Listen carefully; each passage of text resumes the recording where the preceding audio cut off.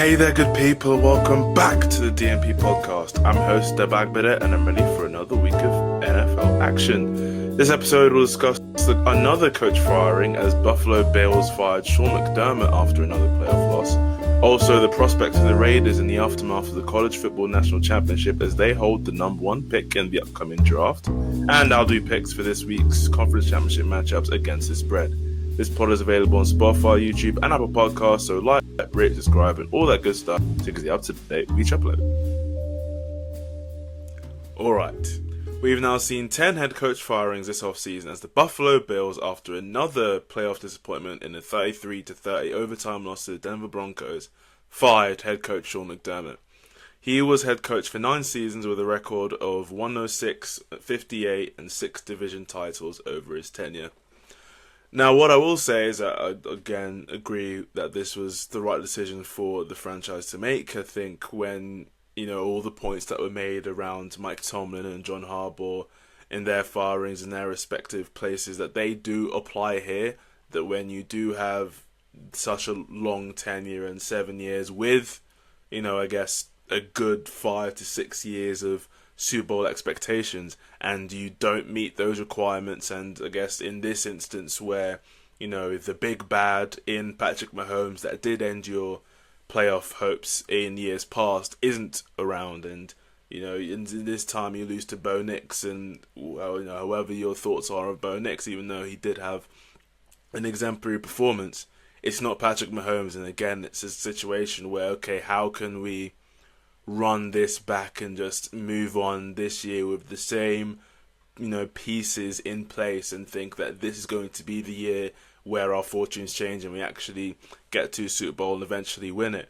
And when you're a franchise in the Bills situation where you've kind of used to heartbreak and you're trying to get over that hump, and, you have, again, the crown jewel in the sense of Josh Allen, who is now, an MVP and has all the accomplishments and ability that you clearly see that there is, this piece that we have to win with, and this quarterback that, we can very much, move forward with and think that, yeah, we are going to break through and we should be breaking through. And, there has to be an element of change going into the next year because, first, fool me once, shame on you, fool me twice, and all that, talking 7 times here to where, it's most likely not going to happen with Sean McDermott. And you even look at, the type of coach he is, or at least the background where he comes from, in that he is, comes from that defensive side of the ball. He was defensive coordinator with, Carolina for their Super Bowl run, and he is, in essence, a defensive coach. And when it is tending to be your defense that is not up to par in these matchups, you look at, they conceded 33 points in this past game. They, 30 in years past, 42 in that 13-second game. Like, there are so many instances where, yes, a lot of people will probably point to Josh Allen saying, okay, you had the ball at the end of the game and you weren't able to make it happen for us.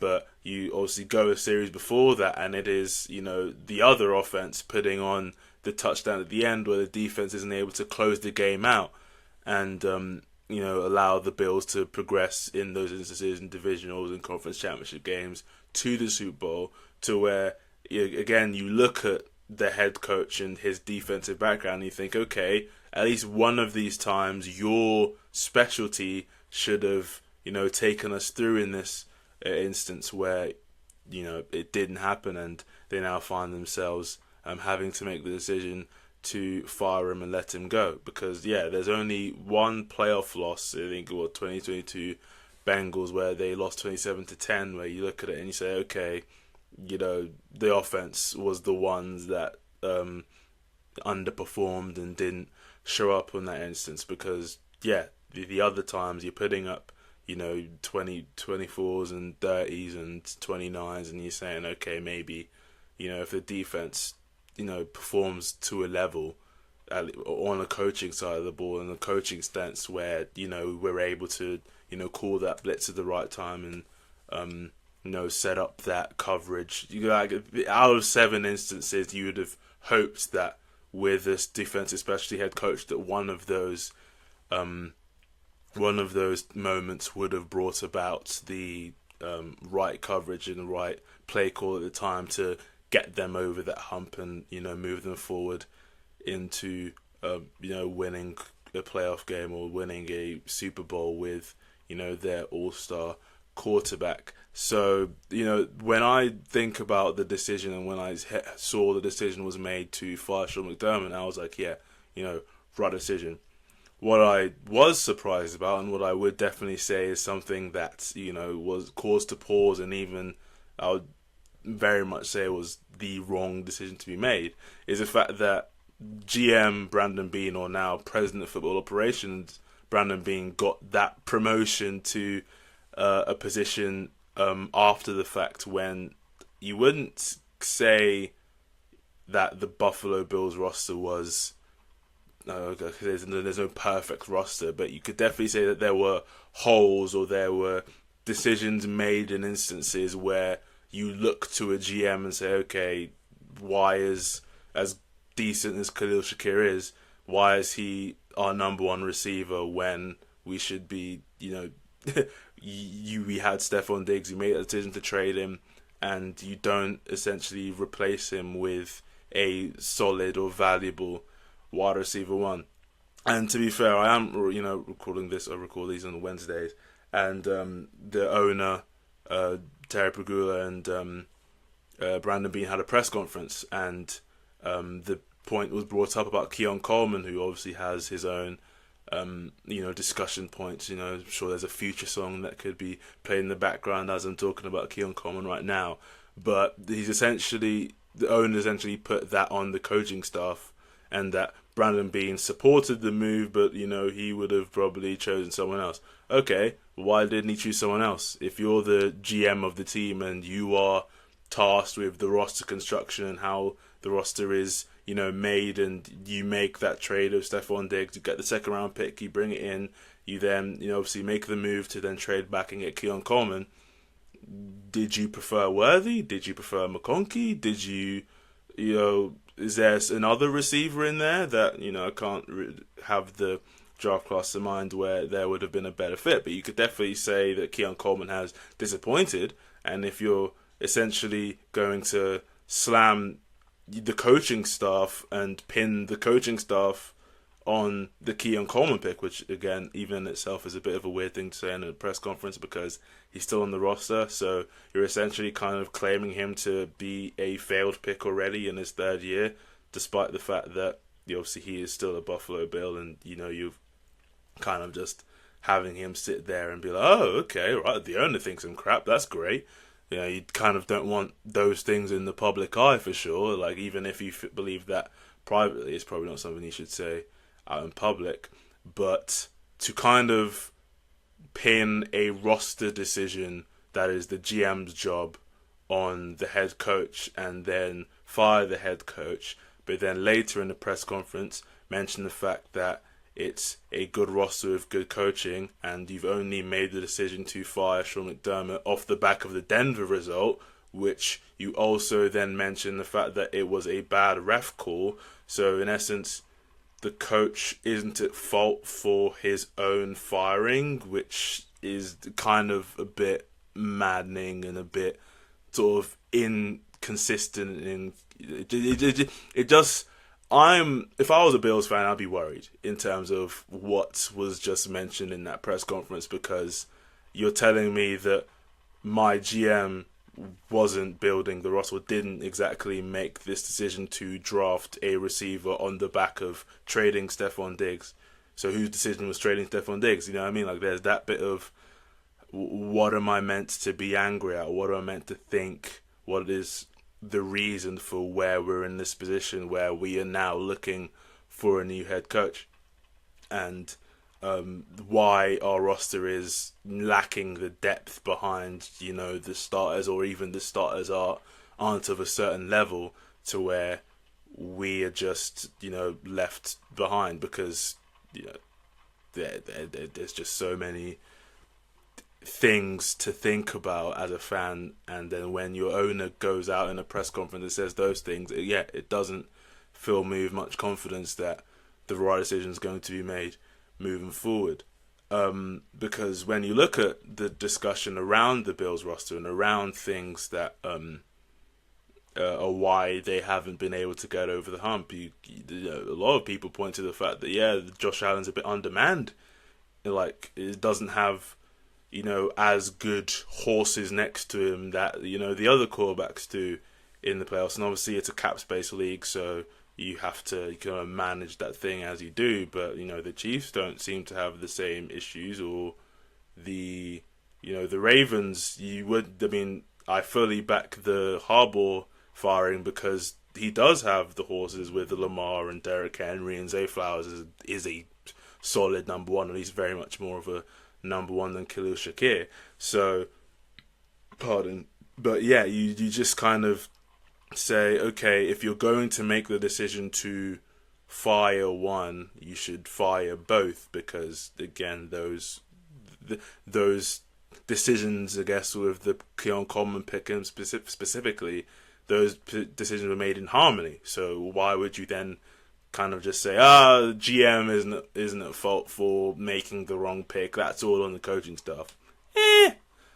Just one that I kind of look at and say, I'm not too sure about that sort of logic with regards to a pick like that. Another point I do want to make, and I think when you hear about the the candidates, or at least the top picks that are kind of thrown out there at the start of the decision-making process by people in the know and those who are reporting on the case, it seems like the Bills are looking more on the offensive side of the ball for their head coach.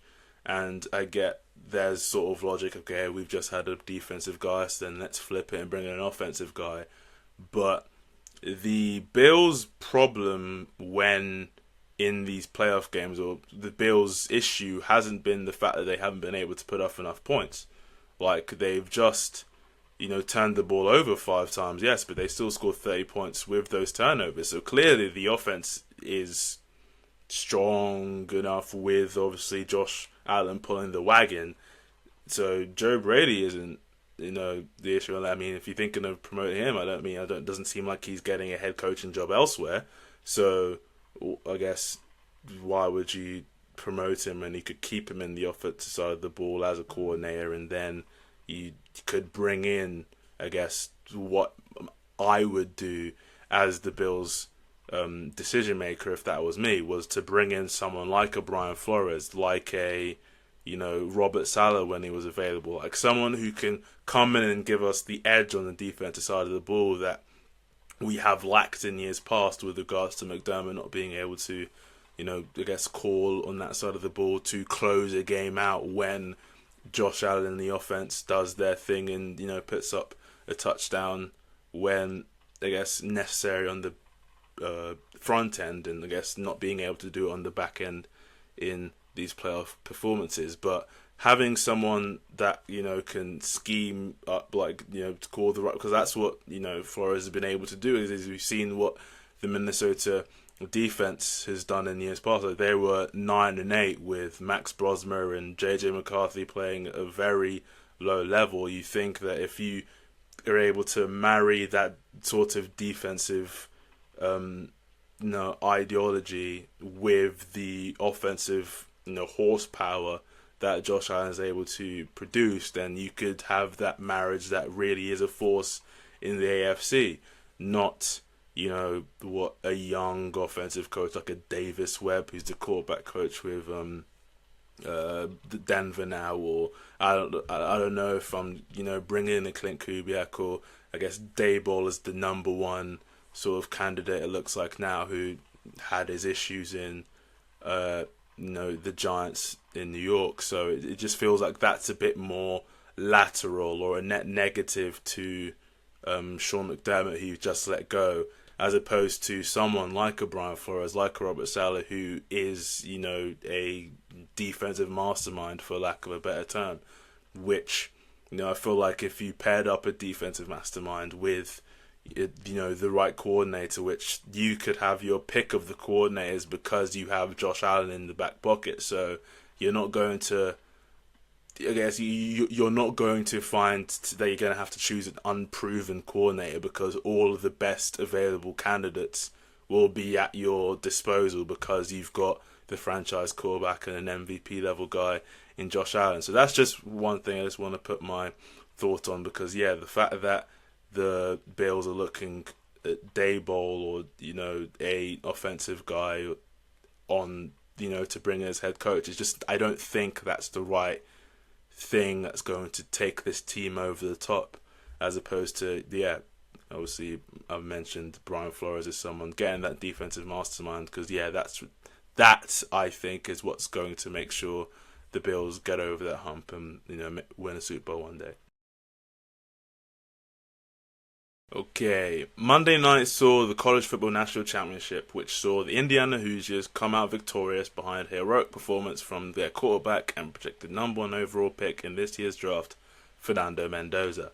The team holding the number one pick, the Las Vegas Raiders, had top brass in the building as ownership Mark Davis, minority owner Tom Brady, and GM John Spytek was in attendance to watch the game. And I think after watching that game, because I did, stay up in the night to watch it's a national championship, right? And after the divisional weekend, there's a lot of, great football happening, so it felt right to stay up and watch that. But seeing that game, and you very much see why Fernando Mendoza is very much touted to be the number one overall pick because he had to step up in moments when the game was close. Like they fully put it in his hands. Come on 4th and 5. They run QB draw where he, breaks a bunch of tackles and then spins out. And then I'm sure that picture of him, reaching for the goal line will be, painted in many a mural in Bloomington, Indiana, and on the campus because it just is kind of a bit of a iconic shot and shows guts because he took a couple of big hits and never really seem like wincing or okay, let me just step out for a play, tap out, I guess what like Anthony Richardson did a couple of years back. But it is one thing where if you're a Raiders fan watching that game or just seeing Fernando Mendoza over the whole playoff run in general, you're saying, okay, we've got our quarterback. And I think when you've got the quarterback in place, that is half of the equation sorted, or even more than half, depending on what your thoughts in it, because having someone in place that can, doesn't have the strongest arm but makes all the throws, he's very accurate with the back shoulders, and it didn't seem like there was a throw that he needed to make where he was essentially off target or he didn't make the best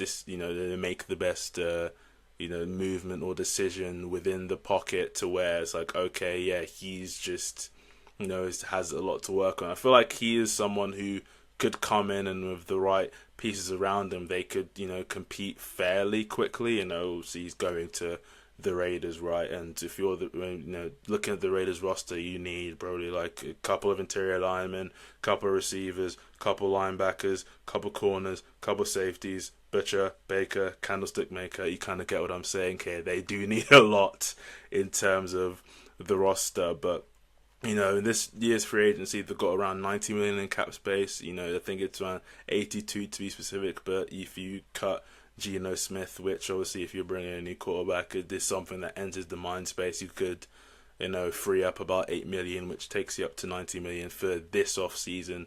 And as much as I just clowned on the Raiders roster there, you do have blue chip players in an Ashton Genty, a Brock Bowers, a Max Crosby, and if you bring in a Mendoza, that's very good nucleus and sort of foundation that you can build on to turn the fortunes of the franchise around pretty quickly, because you can sell that to a head coach, you can sell that to free agents as John Spytek negotiating these deals, and you probably have to add a bit extra because you're not gonna promise that you're gonna compete for the playoffs right away, but you could definitely say, hey, look, we're bringing in Mendoza. We've got this running back who behind the worst offensive line at least I've ever seen, that he was still able to get over 1,000 scrimmage yards, and you can kind of say, hey, look, like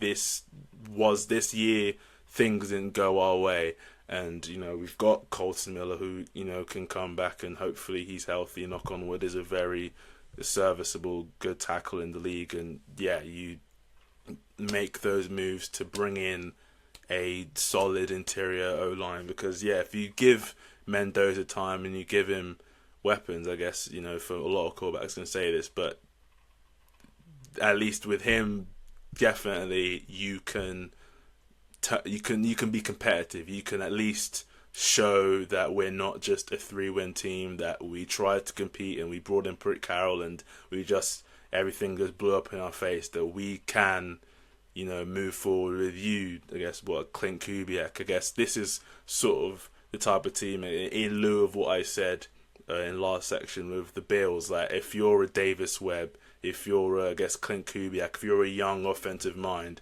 and you can come in and you have a quarterback who can make those throws in tight windows and is accurate, and you have an Ashton Genty and you have a Brock Bowers, that there are high level pieces that you can work with, and at least set a good foundation for a long period of winning to come. Because as much as you can kind of clown on Mark Davis and the ownership of the Raiders in terms of decisions made and things that have happened in years past with regards to John Gruden and Josh McDaniels and obviously Antonio Pierce, like, there was the right intention. Like, it wasn't that, okay, I'm just making this move as a power play. This is clearly a team and franchise that's desperate to be competitive, get back to those just win baby days of Al Davis, and move forward with winning in mind. You just make the poor decisions in terms of bringing in Josh McDaniels, who obviously alienates a lot of people, John Gruden with the emails and stuff. Like, there was clearly an intent that, okay, heck, Antonio Brown, trading for him, and that sort of sense. It's like, there's clearly an attempt and a want to win for all the natural reasons in Vegas. It's just that the wrong people, I guess, are trusted when it comes to making those decisions and bringing those people in. So heck, you spend the money the right way, and you're the right coach to come in to turn things around.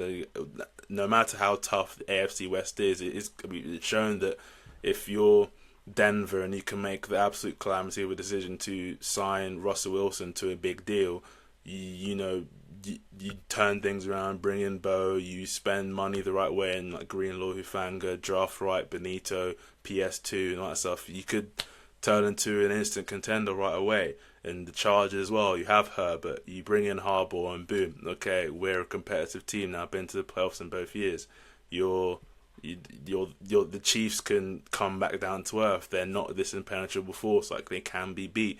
And heck, the Raiders are kind of the ugly stepbrother of the AFC West. But the right decisions can be made. That could be like an NFC North, where all four teams are at a certain floor, and you can, in a good year, compete for a playoff spot and get there, make a run, with those pieces you have in place. So I feel like year one could easily be rough, but I think with the right quarterback, those perspectives on a franchise can change pretty quickly. And from what I saw on Monday night, Fernando Mendoza is definitely that right quarterback. Alright, it's your favourite part of the show, and Martin, it's prediction time. Yep, can't call it the pick six, because 6 games don't happen on a weekend anymore. We've just had divisional round weekend, and I'd say in terms of my picks, in terms of what I saw going into the playoffs, so I've got the NFC bracket perfect so far. So I'll pat myself on the back right there, having the Niners win, the Rams win, and what was the other wild card game? the Bears win on wildcard weekend, then the Rams beating the Bears, tough one there, and then the Seahawks. Didn't see a lot of that, but I definitely saw them, covering the 7 points. But they, wow, that was something to watch. I mean, went to bed at halftime because there was no point staying up for what was a formality at that point. AFC side of the bracket, definitely haven't been perfect. Because I had the winner of Bills Jags being the Jags, but I even said blanket statement winner of that game makes it a Super Bowl. And then the Bills lost in Denver and then fired their coach. So, I guess my finger on the pulse is a lot more NFC coded as a Falcons fan, I guess. That's my conference. So, yeah, whatever. But moving swiftly on, I guess, yeah, in terms of my picks against the spread last weekend, I was 3-1 because the Bears covered. I said they'd cover and lose. The Patriots covered.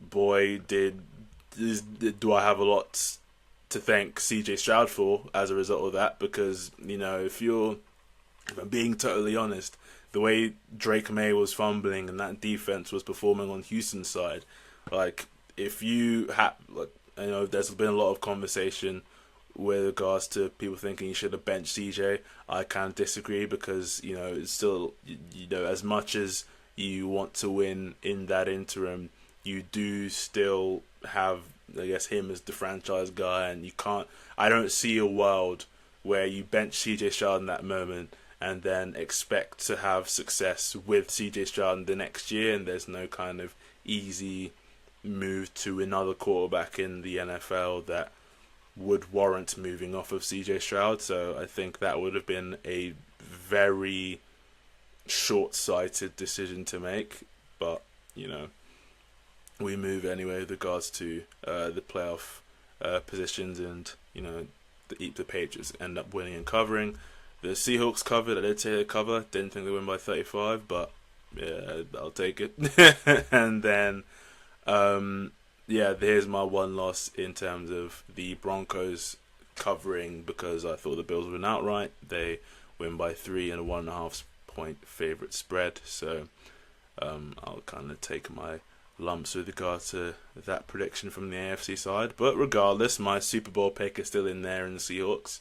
And as 2.5 point favourites, I will just come out and say that they'll cover that 2.5 and they'll win the game. It just feels like, as much as you can point to their regular season matchups and you can say, okay, the Rams, you'd probably give them the nod because they win after forcing 4 interceptions in the first matchup.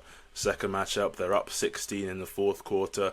They really should put that game to bed. But then you have the Rashid Shaheed, and then the unbelievable 2-point conversion where the ball's been tipped, but because it was a backwards pass, and then he picks up a fumble, and then in the end zone. It took a mad course of events for the Seahawks to win, but it just feels like they're in a bit more of a groove and a bit more of, they're coming off the week of rest and they're ready to just, lay into anyone and all comers. And the Rams they skidded a little bit into this playoffs. Like Carolina gave them everything they had and they just about got through. And then, the Bears game where they go 3 and out in the first series of overtime and really are left to their own devices in that sense. But they get the interception, and then they have that second wind where they're able to get into field goal range and seal the deal in the game. But I just think Seattle is just in a point where it is a near impenetrable defense, to where I don't see that same vibe, or I don't get that same feeling from the Rams, the way they've come into the playoffs and performed in the playoffs. So I'll point to the Seahawks now, maintain that and keep myself with a perfect NFC bracket. We'll see how that turns out. And then Denver versus New England.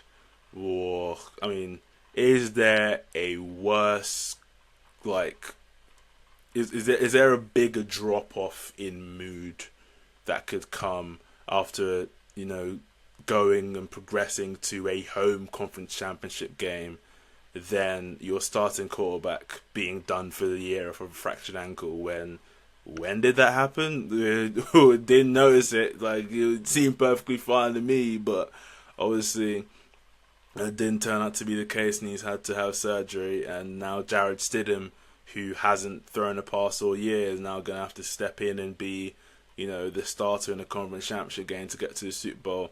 And, a lot of people can point to Nick Foles and, him being able to step in and take the team to win the Super Bowl. Nick Foles had a bit of a runway. I believe it was maybe week 16 or 15 where Wentz does his ACL and then Foles steps in. Like, there was at least, some runway leading into it, and he's had, like, weeks in a bye week, added on to where he can kind of get himself in that mode.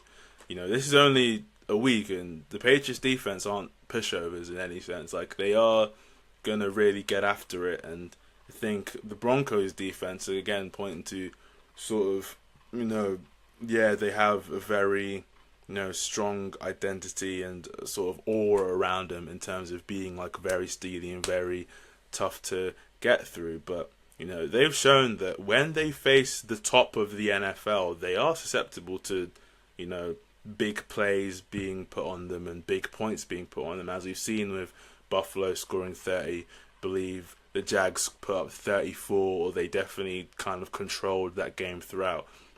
And Josh McDaniels is one of the better, if not the best, coordinator in the league. And Drake May is, playing MVP level football this year, to where I do think could be, it's a 4.5 point spread.